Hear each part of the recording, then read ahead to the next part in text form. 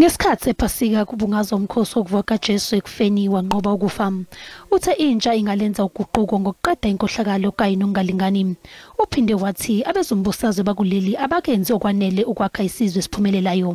You would think that if they were truly focused on the well-being of their constituents, they would overcome their differences enough to collaborate in coalition governments, to put an end to corruption and to provide decent services to our communities.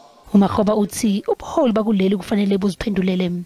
The trickle of disconnected announcement, for example, on the investigation arising from the theft of money from the president's Palapala farm, still hasn't explained satisfactorily why such large amount of money weren't banked.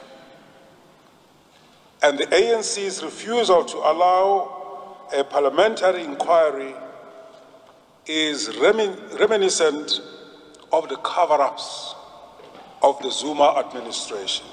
Unxuse intsha ukuba isukume izibambele. Let us urge them, dear friends, to organize their communities as well as regionally and nationally. Let us urge them to register with the Independent Electoral Commission and to campaign to rejuvenate our politics.